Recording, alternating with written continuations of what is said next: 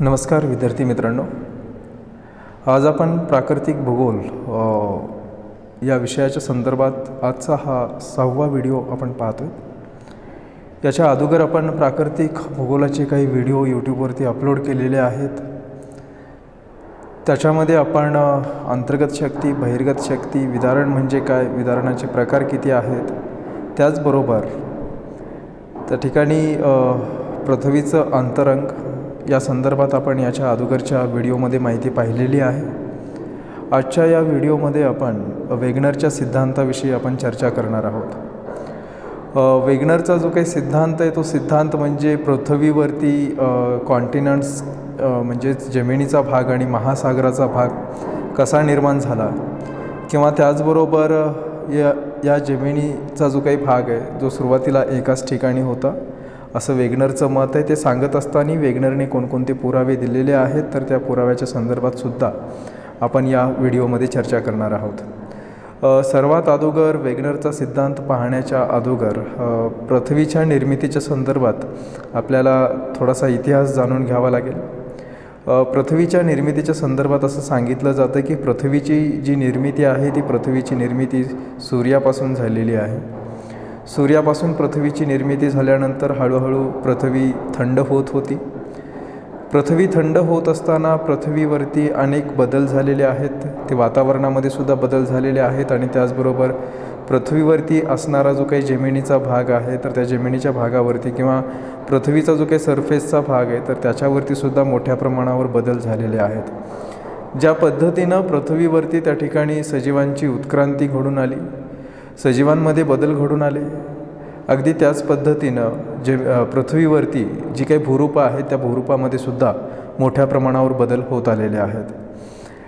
आता याच्या संदर्भात असं सांगितलं जातं की ज्यावेळेस पृथ्वीवरती भूभाग तयार झाला, म्हणजे थोडक्यात अगदी सुरुवातीला पृथ्वीवरती सगळीकडेच त्या ठिकाणी महासागराचा भाग होता, जमिनीचा भाग कुठेच नव्हता।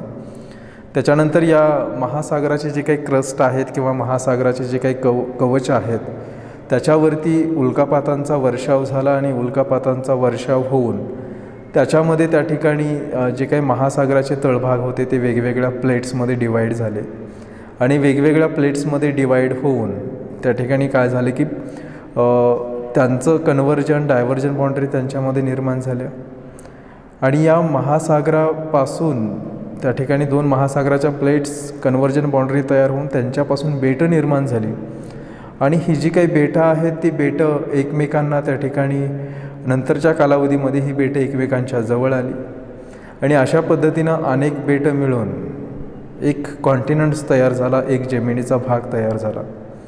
अगदी सुरुवातीला जो काही जमिनीचा भाग तयार झाला तर त्याचं नाव होतं रोडेनिया, एकच कॉन्टिनेंट्स होता। तर त्या कॉन्टिनेंट्सला किंवा जो काही जमिनीचा भाग होता तर त्याला रोडेनिया म्हटलं गेलं। हा जो कालावधी होता तो प्री कॅम्ब्रियन कालावधी होता। प्री कॅम्ब्रियन आता हा जो कालावधी आहे ज्याला जिओलॉजिकल टाईम स्केल म्हटलं जातं, याच्यामध्ये कॅम्ब्रियन, प्री कॅम्ब्रियन, ट्रियासिक, ज्युरॅसिक अशा पद्धतीने वेगवेगळे कालावधी आहेत। तर यामध्ये प्री कॅम्ब्रियन कालावधीमध्ये पृथ्वीवरती फक्त एकच कॉन्टिनेंट अस्तित्वात होतं किंवा एकच जमिनीचा भाग होता ज्याचं नाव रोडेनिया होतं। आता हा जो काही रोडेनिया भाग आहे नंतरच्या कालावधीमध्ये काय झालं की रोडेनिया जो जमिनीचा भाग होता तो विभागला गेला, त्याच्यापासून वेगवेगळे जमिनीचे तुकडे तयार झाले। तर रोडेनियाचं जे काही ब्रेकअप झालं म्हणजे थोडक्यात रोडेनिया खंडाचं जे काही विभाजन झालं तर ते पॅलिओझॉइक कालावधीमध्ये झालं। हा पॅलिओझॉइक कालावधी जो होता तो साधारणतः 750 दशलक्ष वर्षापूर्वीचा कालावधी।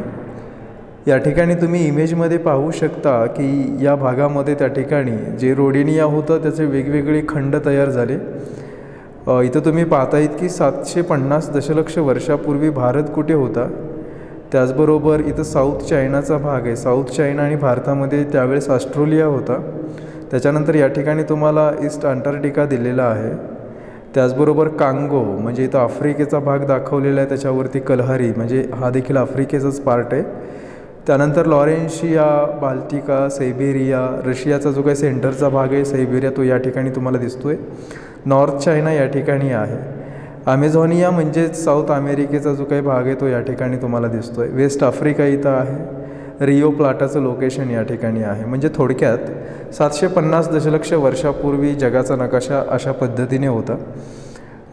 आज आपण पाहतोय की भारताच्या जवळ चीन आहे, परंतु 750 दशलक्ष वर्षापूर्वी ज्यावेळेस रोडेनियाचं ब्रेकअप झालं त्यावेळेस तुम्ही इथं पाहतायत की भारताच्या शेजारी ऑस्ट्रेलिया आहे अगदी जवळ आणि चीन कुठेतरी भारतापासून दूर आहे, लांब आहे. तर हे 750 दशलक्ष वर्षापूर्वी त्या ठिकाणी अशा पद्धतीनं हे भूभाग अस्तित्वात होते. त्याच्यानंतर काय झालं की पुन्हा आणखीन एकदा हे वेगळे झालेले जे काही जमिनीचे पार्ट आहेत किंवा वेगळे झालेले जे काही जमिनीचे भाग आहेत ते पुन्हा आणखीन एकत्रित आले आणि पुन्हा आणखीन एकत्रित जे आले ते तो जो कालावधी होता तो म्हणजे मेसोझॉईकचा कालावधी होता. इथं जे काही तुम्हाला दिलेलं आहे मेसोझॉईक कालावधीमध्ये काय झालं की रोडेनियाचं जे काही ब्रेकअप झालेलं होतं ते पुन्हा पॅचअप झालं. पॅचअप झालं म्हणजे रोडेनियापासून जे वेगवेगळे झालेले भूभाग होते ते पुन्हा आणखीन एकाच ठिकाणी आले, एकत्रित आले आणि त्या एकत्रित आल्यानंतर जो एकच कॉन्टिनेंट तयार झालेला होता त्याचं नाव होतं पॅन्जिया.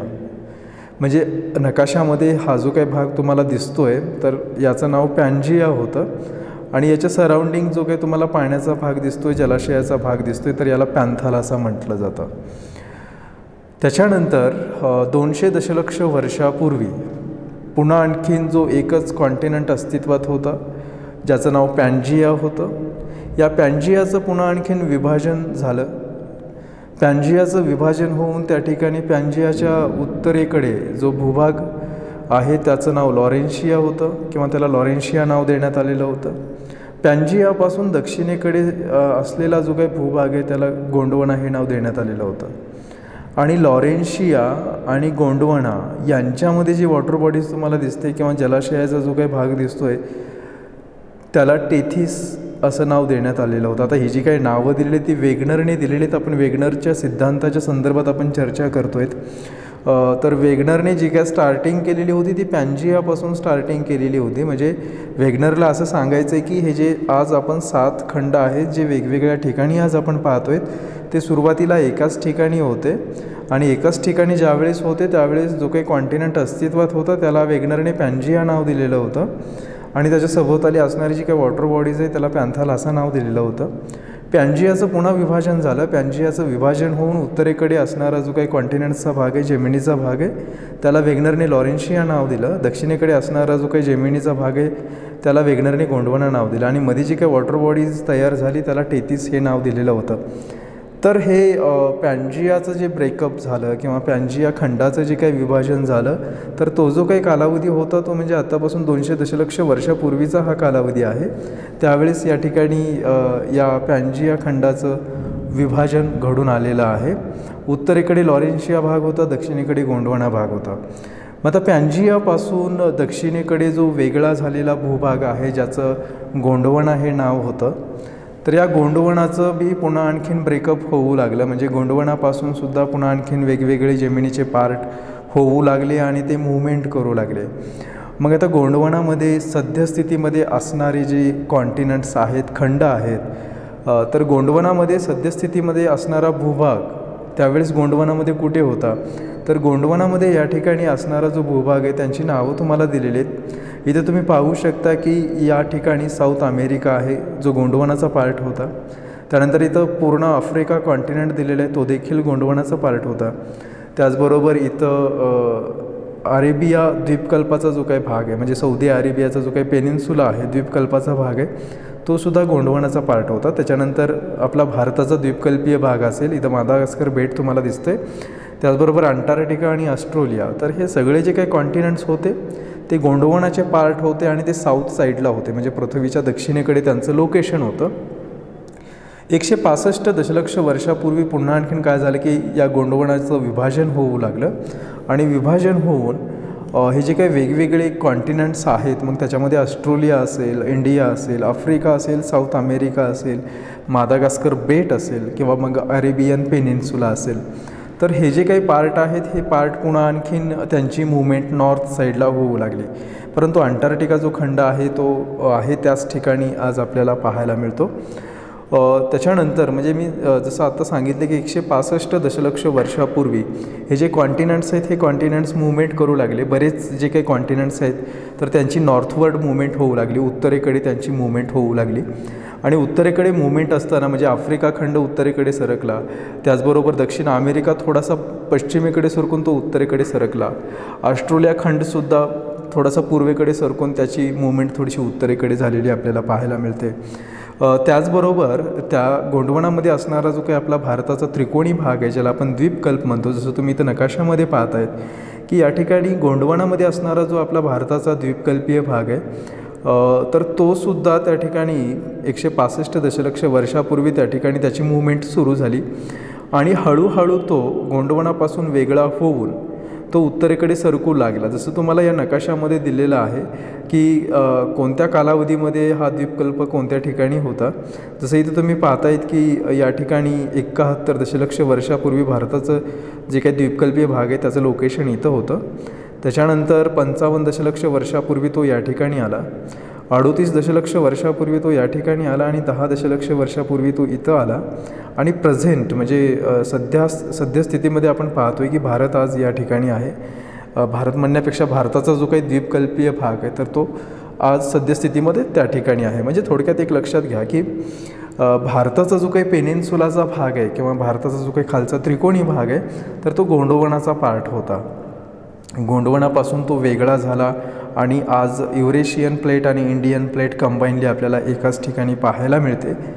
तर अशा पद्धतीनं त्या ठिकाणी या प्लेट्सच्या मूव्हमेंट झालेल्या आहेत किंवा या पॅन्जियाचं ब्रेकअप झालेलं आहे. ब्रेकअप होऊन पुन्हा लॉरेन्शिया, गोंडवना त्यांच्यापासून काही जमिनीचे पार्ट हे अशा पद्धतीनं वेगळे झालेले आहेत.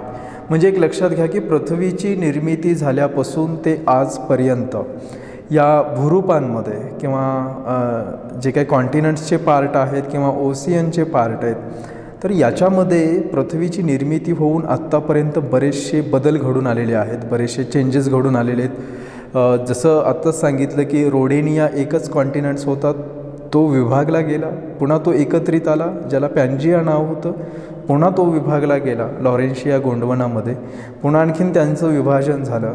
आणि आज जो काही आपण जगाचा नकाशा पाहतोय, आज जगाच्या नकाशामध्ये ते जे काही 7 कॉन्टिनेंट्स आहेत त्यांची आज जी काही लोकेशन पाहतोय तर ती आज सध्याची कंडिशन आहे.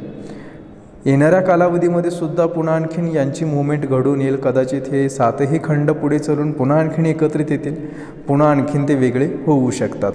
तर अशा पद्धतीनं त्या ठिकाणी पृथ्वीवरती जे काही भूरूपं आहेत त्यांचा हा इतिहास आहे किंवा पृथ्वीवरती जे महासागर आणि कॉन्टिनेंट्स किंवा जमिनीचे जे काही पार्ट आहेत तर त्यांच्या निर्मितीचा हा इतिहास सांगितला जातो.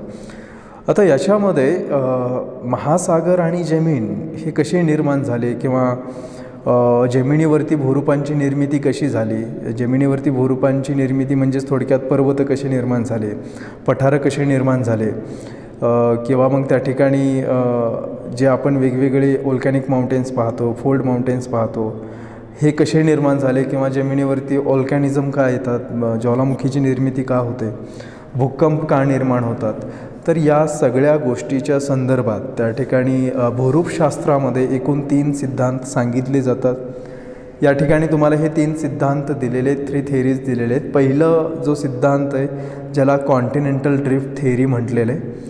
कॉन्टिनेंटल ड्रिफ्ट थेरी जी वेगनरने मांडलेली आहे, ज्याला मराठीमध्ये भूखंड वहन सिद्धांत म्हणतात.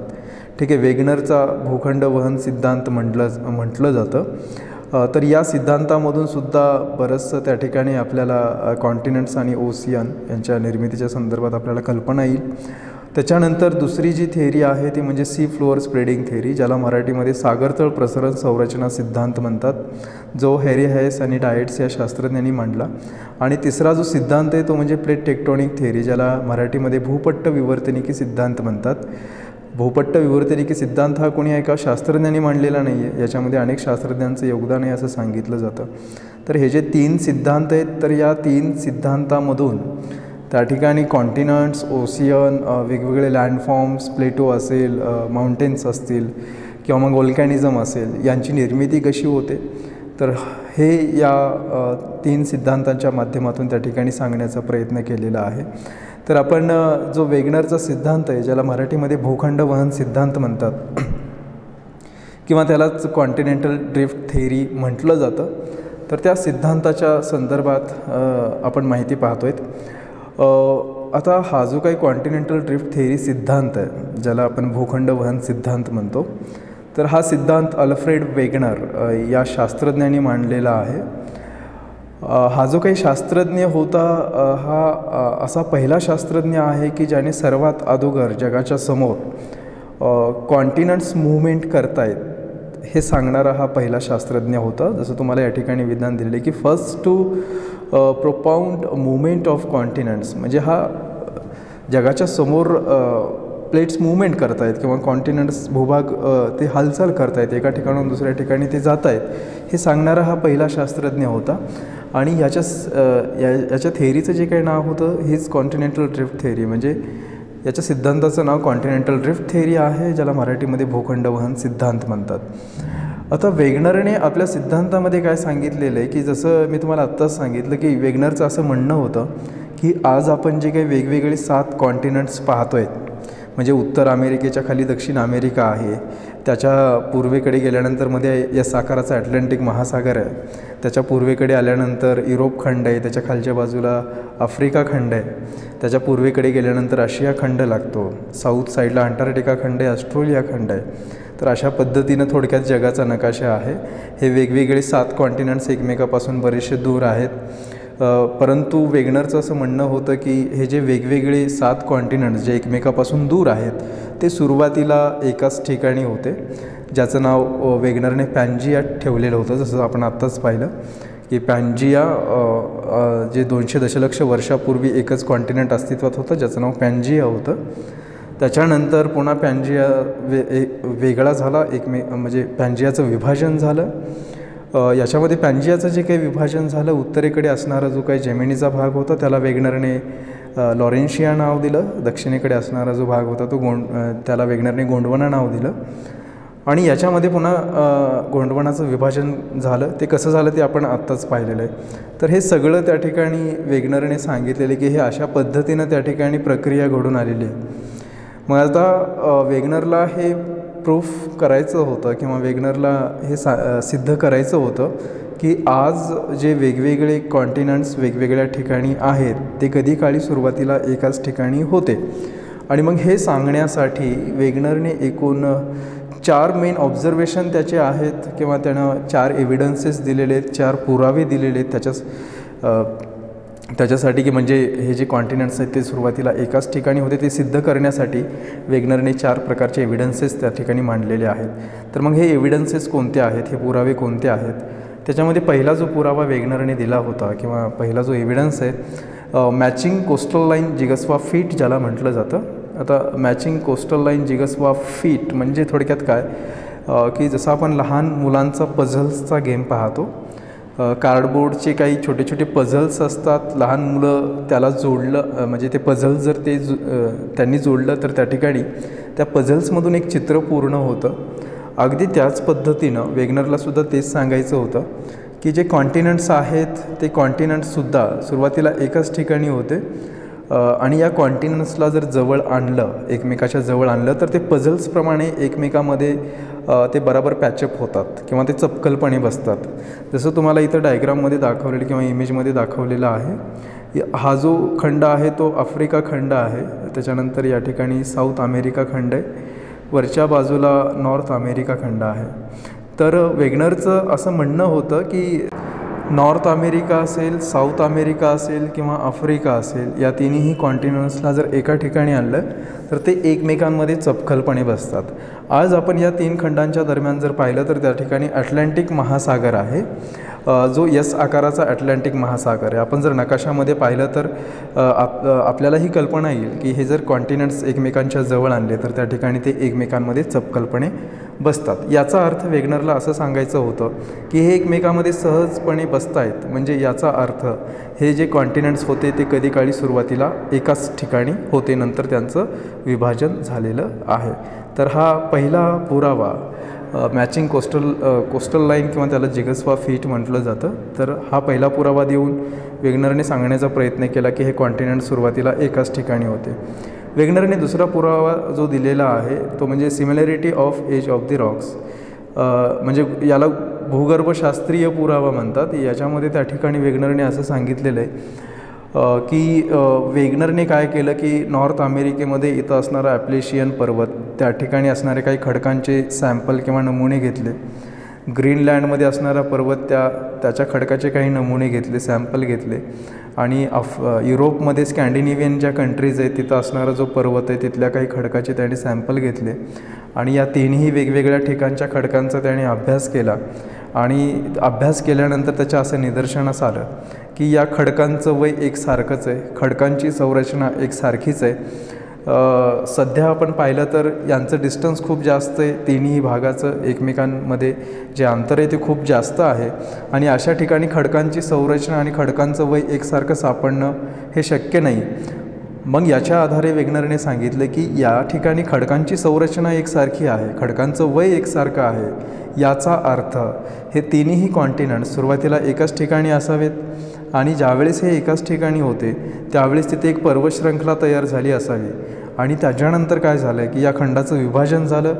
ही जी पर्वतशृंखला आहे ती वेगवेगळ्या खंडामध्ये विभागली गेली. आणि याच्यामध्ये जरी वेगवेगळ्या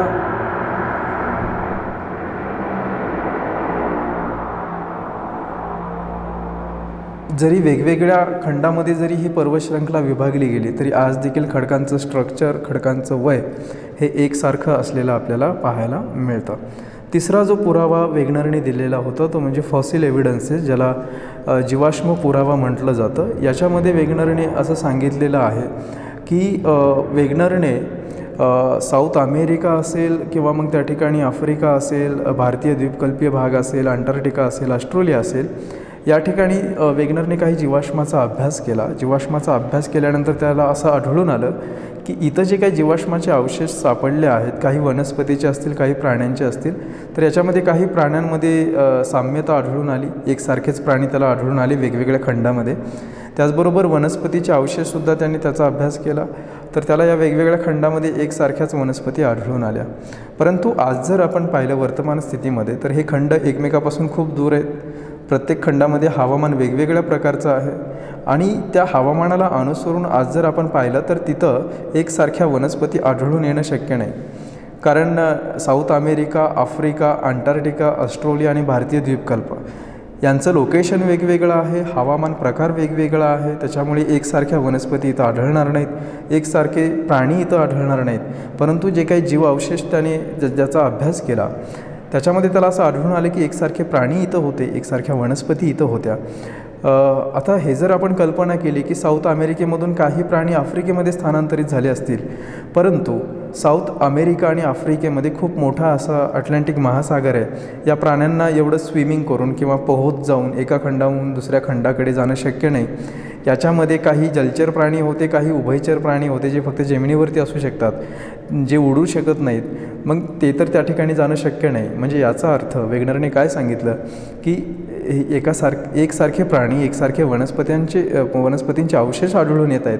याचा अर्थ हे कॉन्टिनेंट सुरुवातीला एकाच ठिकाणी असावेत. त्याच्यानंतर चौथा जो पुरावा वेगनरने दिला ज्याला पॅलिओ क्लायमॅटिक एव्हिडन्सेस म्हटलं जातं. पॅलिओ क्लायमॅटिक एव्हिडन्सेस म्हणजे काय, ज्याला पुरा हवामानशास्त्रीय पुरावा म्हणतात मराठीमध्ये. आता पुरा हवामानशास्त्रीय पुरावामध्ये वेगनरने काय सांगितलं की ग्लॅसियल एव्हिडन्सेस इन ट्रॉपिकल लँड्स. ग्लॅसियल म्हणजे हिमनदी. हिमनदीच्या क्षरणकार्यापासून निर्माण झालेली काही भूरूपं वेगनरला उष्णकटिबंधामध्ये आढळून आली आहेत. आता एक लक्षात घ्या की जसं एक उदाहरण आपल्याला सांगता येईल की आफ्रिकेमध्ये काही वाळवंटाचा भाग आहे सध्या घडीला, त्याचबरोबर साऊथ अमेरिकेमध्ये सुद्धा काही ठिकाणी वाळवंटाचा भाग आहे. भारतामध्ये राजस्थान या ठिकाणी थरचं वाळवंट आहे. ऑस्ट्रेलियामध्ये सुद्धा बहुतांश भाग वाळवंटाचा आहे. तर या वाळवंटामध्ये आणि आज त्यांची लोकेशन उष्णकटिबंधामध्ये आहेत. तर वेगनरला या ठिकाणी हिमनदीच्या क्षरणकार्यापासून निर्माण झालेली काही भूरूपं या भागामध्ये आढळून आली. आता एक लक्षात घ्या की उष्णकटिबंधामध्ये हिमनद्या असणं शक्य नाही कारण तिथलं टेम्परेचर जास्त असतं आणि वाळवंटामध्ये तर शक्य नाहीच कारण वाळवंटामधलं टेम्परेचर खूप जास्त असतं. अशा ठिकाणी हिमनद्या नसतात. हिमनद्या जिथं टेम्परेचर खूप कमी असतं अशा ठिकाणी या हिमनद्या असतात. मग वेगनरला जे काही वाळवंटामध्ये आढळून आलं हिमनद्याच्या क्षरणकार्याचे काही अवशेष, काही भूरूपं आढळून आली. म्हणजे याचा अर्थ काय की वेगनरला असं सांगायचं होतं की इथं सध्या घडीमध्ये हिमनद्या असणं शक्य नाही. मग इथं हिमनद्या केव्हा होत्या? ज्यावेळेस गोंडवाना लँडमध्ये हे भाग एकाच ठिकाणी होते, म्हणजे ध्रुवाच्या जवळ होते. जसं तुम्ही इथं पाहू शकता की इथं नकाशामध्ये तुम्हाला हा सगळा भाग एकाच ठिकाणी दिलेला आहे, म्हणजे ध्रुवाच्या जवळ दिलेला आहे, अंटार्क्टिका खंडाच्या जवळ दिलेला आहे. म्हणजे याचा अर्थ त्यावेळेस इथं टेम्परेचर खूप कमी असेल आणि त्यावेळेस इथं हिमनद्यांचं अस्तित्व असावं आणि त्या हिमनद्यांनी क्षरणकार्यापासून ही भूरूपं निर्माण केली असावीत. म्हणजे हा पुरावा देऊन वेगनरने काय सांगितलं की सुरुवातीला हे कॉन्टिनेंट्स एकाच ठिकाणी असावेत, त्यावेळेस या हिमनद्यांच्या क्षरणकार्यापासून ही भूरूपं तयार झालेले आहेत आणि त्याच्यानंतर हे जमिनीचे जे पार्ट आहेत ते एकमेकापासून मग वेगवेगळे झालेले आहेत.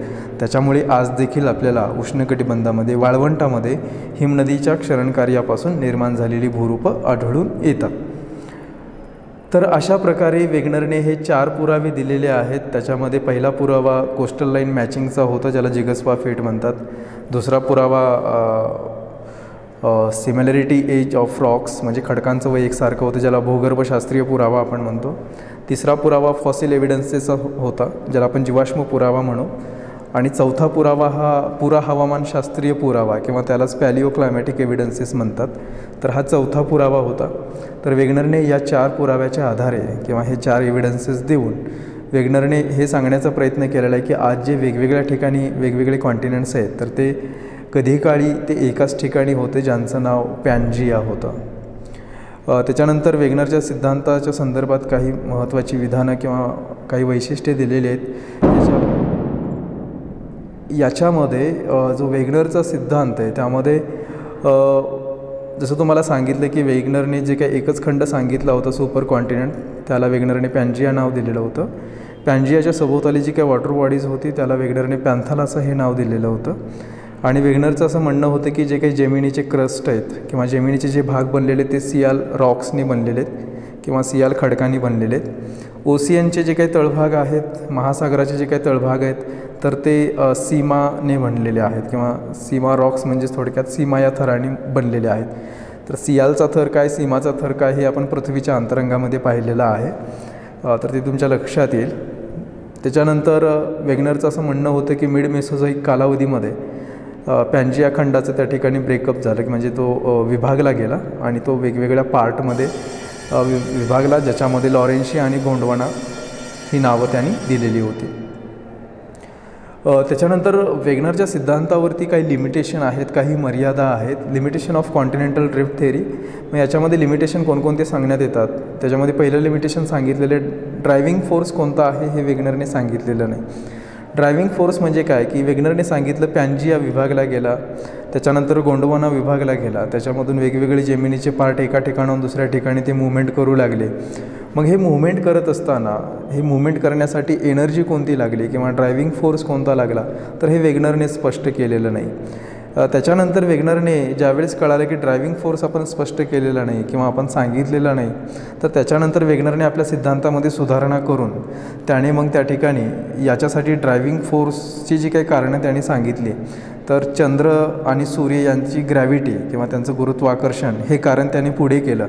परंतु जरी चंद्र आणि सूर्य यांच्या ग्रॅव्हिटीमुळे जर हे घडून येत असेल तर त्या ठिकाणी त्यांच्या ग्रॅव्हिटीमध्ये जर एवढी ताकद असेल, त्यांच्या ग्रॅव्हिटीमध्ये जर एवढी पॉवर असेल तर त्या ठिकाणी पृथ्वीचं जे रोटेशन आहे ते पृथ्वीचं रोटेशन कदाचित थांबलं असतं. तर तेही आपल्याला त्या ठिकाणी या सिद्धांतावरली ही टीका आपल्याला सांगता येईल. त्याच्यानंतर वेगनरने आपला सिद्धांत ज्याच्या आधारावरती मांडला ते म्हणजे सियाल आणि सीमा, म्हणजे पृथ्वीमध्ये जे काही वेगवेगळे लेयर आहेत त्या वेगवेगळ्या लेयरमध्ये सियाल आणि सीमा हे थर आहेत. तर हे सियाल आणि सीमा थर सांगणारा जो शास्त्रज्ञ होता म्हणजे पृथ्वीचं अंतरंग सर्वात अगोदर ज्याने सांगितलं ते म्हणजे एडवर्ड स्पेस, त्याच्या आधारावरती वेगनरने ही थेअरी मांडलेली आहे. परंतु सध्या घडीमध्ये एडवर्ड स्पेसने जे काही पृथ्वीचं अंतर्गत स्ट्रक्चर सांगितलेलं आहे तर ते सध्या आउटडेटेड आहे, म्हणजे ते सर्वमान्य नाही आहे, त्याच्यामध्ये बऱ्याचशा चुका आहेत आणि त्याच्याच आधारावरती वेगनरने हा सिद्धांत मांडलेला आहे. आता याच्यामध्ये वेगनरचं असं म्हणणं होतं की सियाल सीमावरती मूव्हमेंट करतो आहे, बरोबर. जसं तुम्हाला इथे या ठिकाणी 2 डायग्राम दिलेले आहेत. या 2 डायग्राममध्ये त्या ठिकाणी हा जो डायग्राम आहे इथं तुम्हाला दिलेला आहे, हा जमिनीचे जे भाग आहेत ते सियालने बनलेले आहेत. इथं कॉन्टिनेंट सियाल दिलेलं आहे आणि समुद्राचे जे तळभाग आहेत ते सीमाने बनलेले आहेत. आणि वेगनरने असं सांगितलं की सियालचा जो काही भाग आहे तो सीमावरती मूवमेंट करतो आहे. परंतु प्रत्यक्षात जर आपण सध्या पृथ्वीचं अंतरंग पाहिलं किंवा त्याचं जर स्ट्रक्चर आपण पाहिलं तर सियाल सीमा कंबाईनली हे लिथोस्पियरमध्ये येतात, शिलावरणामध्ये येतात, ज्यांची डेप्थ 100 किलोमीटरपर्यंत आहे. आणि हे लिथोस्पियर त्या ठिकाणी अस्थिनोस्पियरवरती मूवमेंट करतं.